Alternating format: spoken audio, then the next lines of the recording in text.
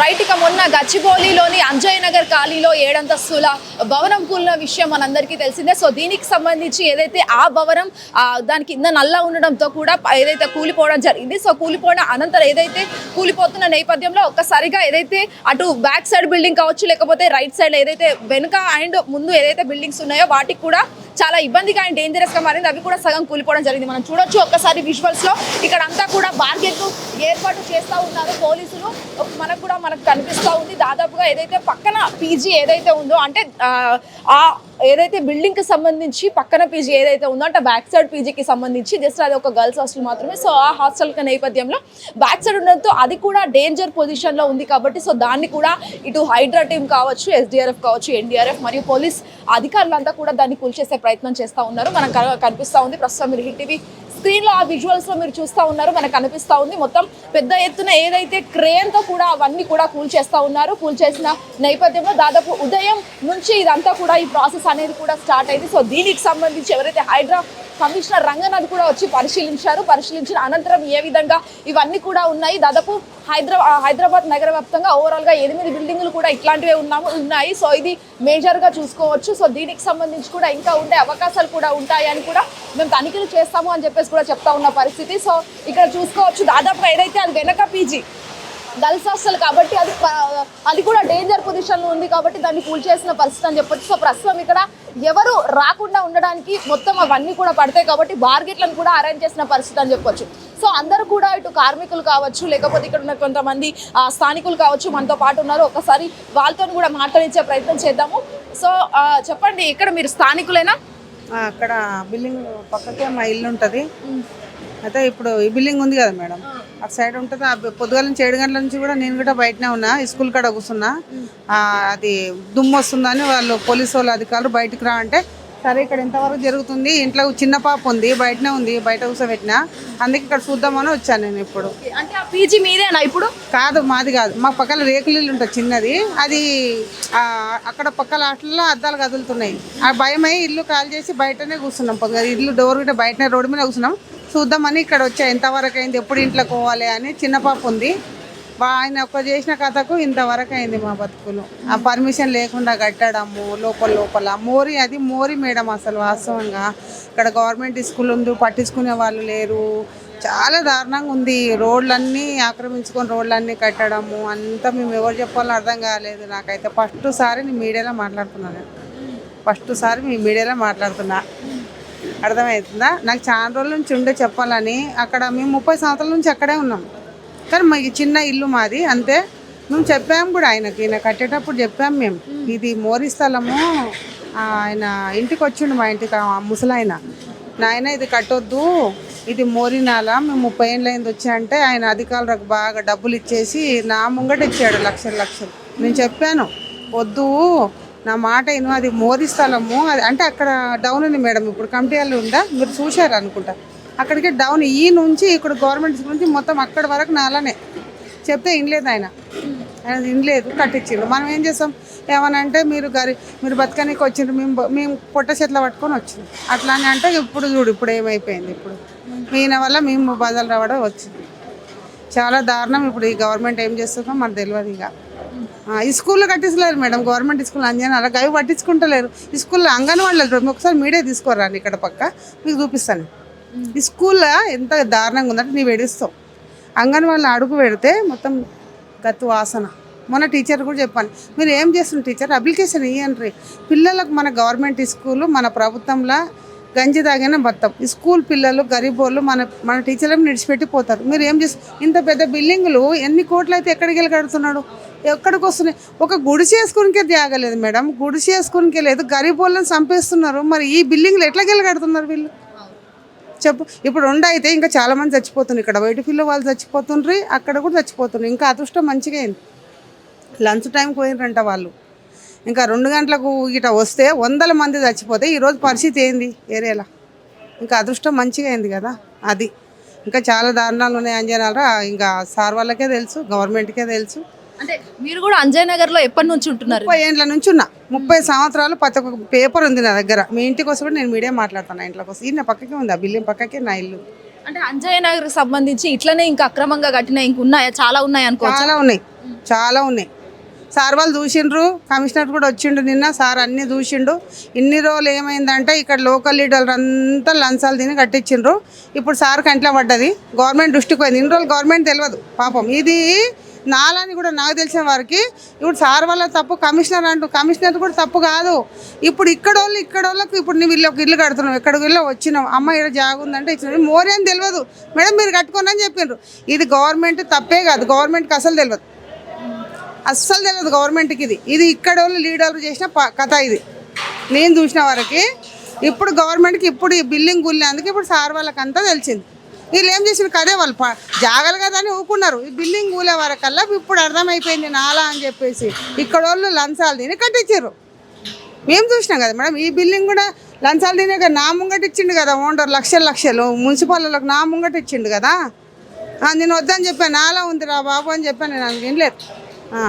అది కథ. ఇప్పుడు వచ్చిండా ఓనర్ కానీ ఎవరైనా? ఇప్పుడు వచ్చి చచ్చిపోయిండు, వాళ్ళ కొడుకున్నాడు, రాలేడు, తెలియదు. వాళ్ళ కొడుకు అయితే కనబడలే నాకు.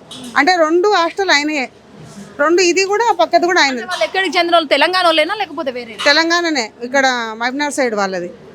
ఇప్పుడు మేము ఇన్నేళ్ళ నుంచి ఉన్నాము, మాకు ఇల్లు లేదు, మేము అట్లా ఉన్నాం. మాకు లిటికేషన్లు మళ్ళీ మాకు ఇట్లా చేస్తారు. ఈ బిల్డింగ్లు కట్టడానికి మాత్రం అన్నీ వస్తాయి, వీళ్ళకి లక్షలు కోట్లు ఉండడానికి గరీబోనికి ఇల్లు లేదు. నేను ఏమంటున్నంటే అందరికీ చెప్పేది ఒకటే, ప్రపంచంలో ఈ హాస్టళ్ళు కట్టొచ్చు, ఇండ్లు కట్టుకోవచ్చు. గవర్నమెంట్కి ఏం చెప్తున్నా 3 ఫ్లోర్ల వరకు కట్టాలని చెప్తున్నా. ఇది ఒకటి. ఎందుకంటే వీళ్ళు బాగానే ఉంటారు, పక్క వాళ్ళు చచ్చిపోతారు. హాస్టల్ కడుతున్నారు. ఇక గవర్నమెంట్ కూడా ఎంతగానో మంది చూస్తారు చెప్పండి. లోపల ఇట్లా 6 నెలల్లో బిల్డింగ్ తయారైపోయింది. వాళ్ళు చూస్తారా? సార్ వాళ్ళు చూస్తారా? వాళ్ళదేం తప్పు లేదు. ఇప్పుడు గిన్నె ఇంత కట్టిండంటే సార్ వాళ్ళకి ఏం తెలుస్తుంది? నాలా ముందు ఇక్కడ వాళ్ళు తినేసి సార్ వాళ్ళు ఇప్పుడు తెలిసింది సార్ వాళ్ళ గవర్నమెంట్ తప్పు లేదు. నేను చూసేవారు, నేను 30 ఏళ్ళు చూస్తున్నా కదా, ఇక్కడ వాళ్ళు లంచాలు తిని కట్టింది. ఈయన కొడుకులను పట్టాలి ఫస్ట్. సో మీరు ఏం చెప్తా అనుకుంటున్నారు అబౌట్ దిస్ ఇష్యూకి సంబంధించి? మాది అక్కడ ఉన్నాము పైన.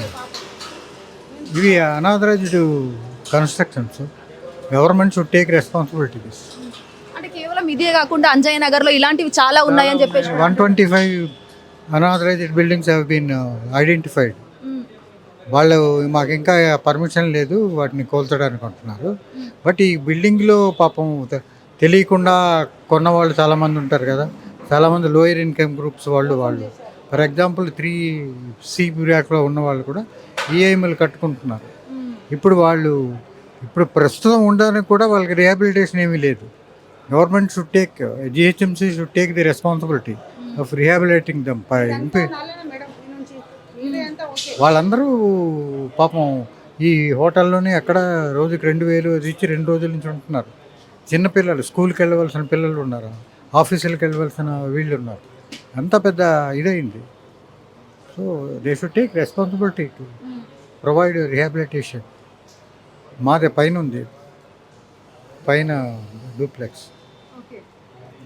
సో అంటే ఇట్లాంటి ఇష్యూ అంజయ్ నగర్కి సంబంధించి ఎన్నో ఉన్నాయని చెప్పేసి కూడా మీరే అంటున్నారు. సో మీరు అందరూ కలిసి మరి ఎందుకు ప్రభుత్వాల దగ్గరికి?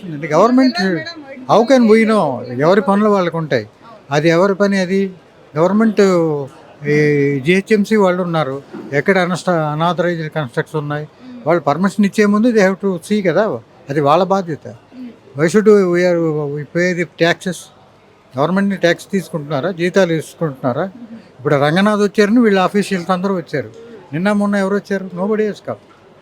That is the thing.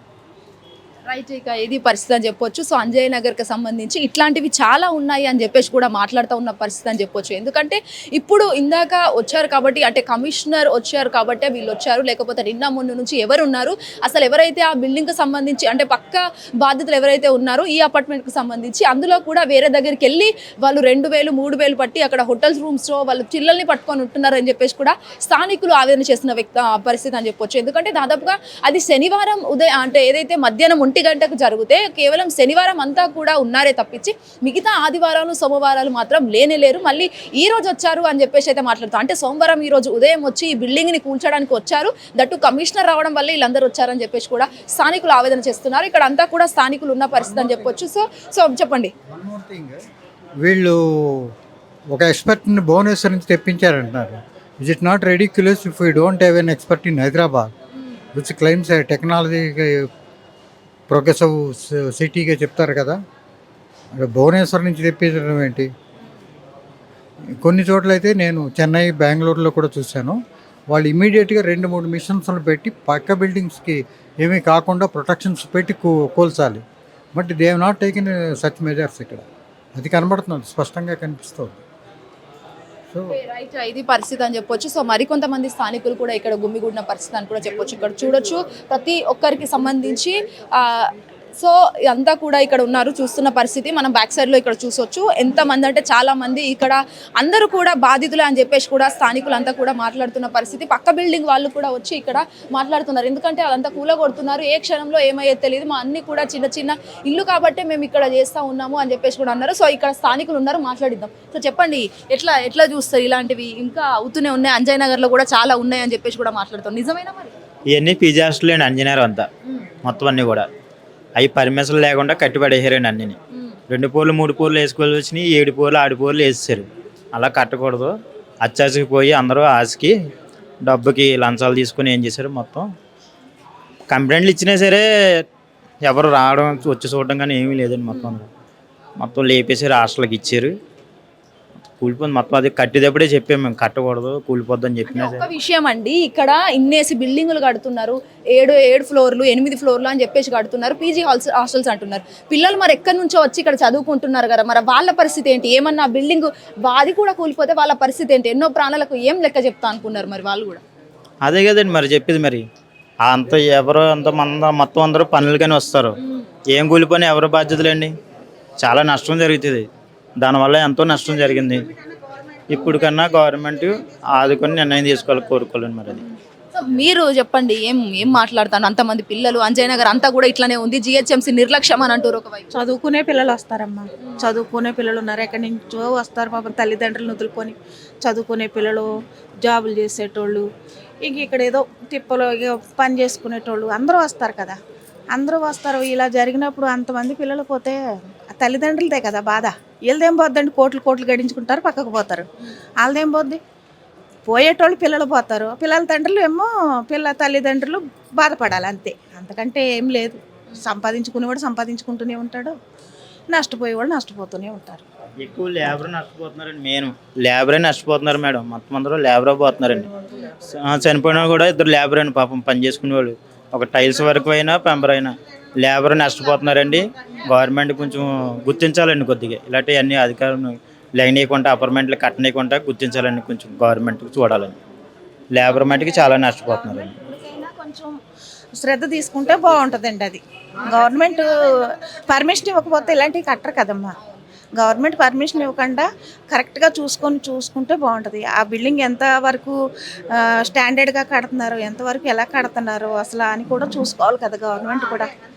Government strong కడుతున్నారా లేదా, ఎంతమంది చనిపోతారు ఇలా కడితే అనేసి గవర్నమెంట్ కూడా చూసుకోవాలి కదమ్మా. ఇది పరిస్థితి అని చెప్పొచ్చు, గవర్నమెంట్ చూసుకోవాలి. ముమ్మాటికి ఇదంతా కూడా జిహెచ్ఎంసీ నిర్లక్ష్యమే అని చెప్పేసి కూడా స్థానికులు మొత్తం అంతా కూడా మాట్లాడుతున్న పరిస్థితి. దాదాపు అంజయ్ నగర్, కొండాపూర్, గచ్చిబౌలి, హైటెక్ సిటీ అంతా కూడా ఓవరాల్గా పీజీ హాస్పిటల్సే. ఈ ఏదైతే హాస్టల్కి సంబంధించి అంతా కూడా అటు జెంట్స్ ఉంటారు, లేడీస్ ఉంటారు, వీళ్ళందరికీ సంబంధించి ఎంతోమంది ఎక్కడెక్కడి నుంచో చదువుకోవడానికి పొట్టకొట్టి తిప్పల కోసం ఎంతోమంది చదువుకొని ఐటీ ఎంప్లాయీస్ కావచ్చు, నాన్ ఐటీ ఎంప్లాయీస్ కావచ్చు, లేకపోతే కొంతమంది కోచింగ్ సెంటర్లకు వెళ్ళే స్టూడెంట్స్ కావచ్చు, వాళ్ళంతా ఎక్కడి నుంచో వచ్చి ఇలాంటి పీజీ హాస్టల్స్లో వాళ్ళు ఇక్కడ వాళ్ళ కాలాన్ని గడుపుతూ ఉంటారు. పొట్టకొట్టి కోసం డబ్బులు సంపాదించుకోవాలని ఇలా చేస్తుంటారు. బట్ వాళ్ళ ప్రాణాలకు అసలు ఇక్కడ హాని ఉందనే మాత్రం చెప్పొచ్చు హైదరాబాద్ నగర వ్యాప్తంగానికి సంబంధించి. ఎందుకంటే ఇదే ఒక ఎగ్జాంపుల్ అని చెప్పొచ్చు, పర్ఫెక్ట్ ఎగ్జాంపుల్ ఇది. ఒకవేళ కన్స్ట్రక్షన్ అయ్యి ఈ బిల్డింగ్ అంతా కూడా ఒకవేళ బై ఛాన్స్ ఏదంటే మొత్తం కన్స్ట్రక్షన్ అయ్యి ఉండి తర్వాత కొన్ని రోజుల తర్వాత అక్కడ అందరూ కూడా పిల్లలు జాయిన్ అయితే, ఆ పిల్లలు జాయిన్ అయ్యాక అది కూలిపోతే పరిస్థితి ఏంటి? అసలు ఎవరు దానికి responsibility? Who will take care of that? ఎందుకంటే ఎక్కడి నుంచో పిల్లలు అందరూ వస్తూ ఉంటారు, వెళ్తూ ఉంటారు. నైట్ అయితే చాలు రెస్ట్ తీసుకోవడానికి పాపం ఉంటారు, మిగతా డే టైంలో అంతా they are survival offices only. So దీనికి సంబంధించి మాట్లాడుకుంటే కనుక ఓవరాల్ అంజయ్ నగర్లోనే మొత్తం పీజీ హాస్టల్స్ ఉండడం వల్ల ఈ హాస్టల్కి సంబంధించి మొత్తం అంతా కూడా ఇవే దందా, మొత్తం జిహెచ్ఎంసీ నిర్లక్ష్యం వల్లే, వాళ్ళు పర్మిషన్ ఇవ్వడం వల్ల ఇదంతా కూడా జరిగాయి అని చెప్పొచ్చు. వాళ్ళంతా కూడా అంటా ఉన్న పరిస్థితి అని చెప్పొచ్చు. పర్మిషన్ ఇవ్వకపోయినా వాళ్ళు ఇవన్నీ కూడా డబ్బులు ఇచ్చి లంచాలు ఇచ్చి ఇవన్నీ చేసుకున్నారు అని ఆవేదన వ్యక్తం చేస్తున్నారు స్థానికులంతా కూడా. హిట్ టీవీతో వాళ్ళు ఎక్స్క్లూజివ్గా మాట్లాడిన వీడియోలో కూడా మనకు తెలుస్తూ ఉంది. మొత్తం ఓవరాల్గా అంతా కూడా వాళ్ళు ఇవన్నీ చేయకపోతే బాగుంటుండే. కేవలం వేరే రాష్ట్రానికి చెందిన వాళ్ళు చనిపోయారు. ఇంకా ఏదైతే బిల్డింగ్ ఉందో ఆ బిల్డింగ్ కి సంబంధించిన యాజమాన్యం ఇంకెవరు కూడా స్పందించలేని పరిస్థితికి ఇక్కడ ఏర్పడిందని చెప్పొచ్చు. మనం చూడొచ్చు ప్రతి ఒక్క బిల్డింగ్ కూలిపోయిన విషయం అందరికీ తెలిసిందే. ఆ పక్క బిల్డింగ్ ఏదైతే ఉందో దాన్ని కూల్చేస్తున్న నేపథ్యంలో దాదాపుగా 5 ఫ్లోర్లు అది ఉంది మనకి ఇక్కడ కనిపిస్తుంది. అది పీజీ హాస్టల్ అండ్ దట్టు దానికి ఆ రోజు శనివారం కాబట్టి ఎవరు లేరు, వీకెండ్ టైం కాబట్టి పిల్లలు ఎవరు లేకపోవడంతో అదృష్టవశాత్తు అంతా కూడా బాగానే జరిగింది. ఎవరికి ఏం ప్రాణహాని జరగలేదు. కేవలం 3 మాత్రమే ప్రాణాలు బలికోయిపోయారనేది కూడా మనకు ఓవరాల్ గా తెలుస్తా ఉన్న పరిస్థితి అని చెప్పొచ్చు. సో ఇలాంటివి కూడా ఇంకా అంజయ్ నగర్ లో ఉన్నాయి. అవన్నిటి కూడా జరగకుండా పోలీసులు అప్రమత్తంగా ఉంటున్నారు అని చెప్పేసి ఇటు పోలీస్ శాఖ అధికారులు కూడా తెలుపుతా ఉన్నారు. మరి దీనికి సంబంధించి ఇదంతా కూడా ఈ రోజుకి అప్డేట్ చూసుకుంటే కనుక ఏదైతే ఈ 5 ఫ్లోర్ల బిల్డింగ్ ఏదైతే ఉందో ప్రస్తుతం దాన్ని అయితే కూల్చివేస్తా ఉన్నారు. మరి ముఖ్యంగా ఏదైతే దానికి నల్లాకు సంబంధించి అవన్నిటి కూడా పర్మిషన్లు రద్దు చేసి ఇంకా ఇలాంటివి మళ్ళీ జరగకుండా చూస్తాము అని చెప్పేసి కూడా ఇటు పోలీస్ అధికారులు తెలుపుతా ఉన్న పరిస్థితి అని చెప్పొచ్చు. ప్రవీణ్ తో శ్వేతంగంధర్, హిట్ టీవీ, గచ్చిబౌలి.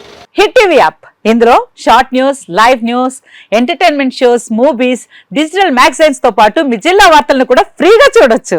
ఇంకెందుకు ఆలస్యం, వెంటనే హిట్ టీవీ యాప్ ని డౌన్లోడ్ చేసుకుని ఫ్రీగా ఎంటర్టైన్మెంట్ పొందండి. Hit TV app. Hit TV app. Please download hit TV app. Hit TV app ని ఫ్రీగా డౌన్లోడ్ చేసుకొని ఎంజాయ్ చేయండి. మీకు నచ్చిన ఎంటర్టైన్మెంట్ కోసం హిట్ టీవీ యాప్ ని ఫ్రీగా డౌన్లోడ్ చేసుకుని ఎంజాయ్ చేయండి. హిట్ టీవీ యాప్ ని డౌన్లోడ్ చేసుకుని ఆస్వాదించండి, ఆశీర్వదించండి. ఇంతమంది సెలబ్రిటీలు హిట్ టీవీ యాప్ ని డౌన్లోడ్ చేసుకోండి అని చెప్తున్నారంటే ఎంత మంచి యాప్ ఆలోచించండి. అమెరికా అమెరికా అమెరికా అమెరికాలో చదవాలనుకునే వాళ్ళకి విశ్వసనీయమైన పేరు మన శౌర్య కన్సల్టెన్సీ. UK లో 1 year masters. UK లో 1 year masters. 2 years work permit up to 5 years visa. Contact Saurya Consultancy. Contact 89851 89851.